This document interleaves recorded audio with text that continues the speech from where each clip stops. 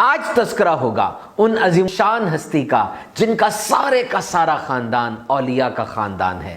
آپ ابو جان کی طرف سے امام حسن مجتبی رضی اللہ تعالیٰ عنہ کے 11ویں پوتے ہیں، اور امی جان کی طرف سے امام علی مقام امام حسین رضی اللہ تعالیٰ عنہ کے 12ویں پوتے ہیں۔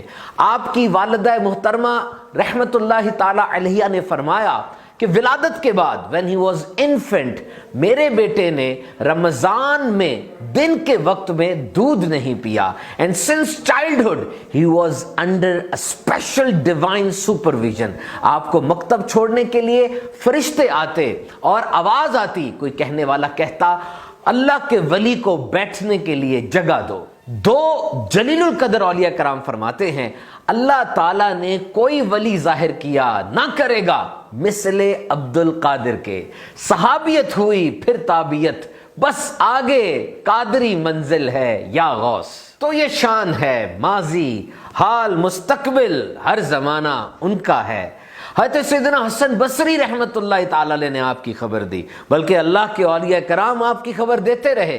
سید الطائفہ سیدنا جنید بغدادی رحمت اللہ تعالی علیہ نے تو نام لے کر مینشن فرمایا، سید المرسلین صلی اللہ تعالی علیہ وسلم کی اولاد پاک میں وہ قطب عالم ہوگا جن کا نام ہے سید عبد القادر، لقب ہوگا محی الدین، اور وہ غوث اعظم ہوگا، جیلان میں ان کی پیدائش ہوگی۔ اور واقعی اللہ تعالیٰ نے انہیں ایسا رتبہ عطا فرمایا کہ ارشاد ہوا میرا یہ قدم ہر ولی کی گردن پر ہے۔ Now let's listen some brief autobiography of حضور سیدنا غوث اعظم۔ آپ کی شخصیت مبارک کی، آپ کی سیرت کی کچھ جھلکیاں سن لیتے ہیں۔ نیت کیجئے خود بھی عمل کریں گے اور اپنے بچوں کو اس کی تربیت کریں گے۔ جب وعدہ کریں پورا کریں، ہمارے غوث پاک وعدے کی پاسداری فرماتے تھے۔ جب بچے 7 سال کے ہو جائیں انہیں نماز پڑھنے کا بتائیں۔ ہمارے غوث پاک رحمت اللہ تعالی علیہ نماز کی پابندی فرمایا کرتے تھے۔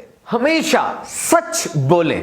غوث پاک کے سچ کی برکت سے ڈاکوؤں کا سردار اپنے 60 ساتھیوں سمیت توبہ کر لیتا ہے۔ ہمارے پیارے غوث پاک کمزوروں کی مجلس میں تشریف فرما ہوتے، آپ بیماروں کی عیادت فرماتے، اور طلب علم دین میں آنے والی مشکلات پہ صبر فرمایا کرتے تھے۔ اور آپ کے دسترخوان کا تو کیا کہنا، 11ویں شریف پوری دنیا میں بڑے اہتمام کے ساتھ منائی جاتی ہے۔ تو آپ کی سیرت مبارکہ پر عمل کریں گے انشاءاللہ عز و جل کامیاب مسلمان بنیں گے۔ اور بالخصوص آپ کے دامن کرم سے وابستگی، اس میں تو ایمان کی حفاظت کی بشارت ہے۔ اللہ عز و جل کی ان پہ رحمت ہو اور ان کے صدقے ہماری مغفرت ہو۔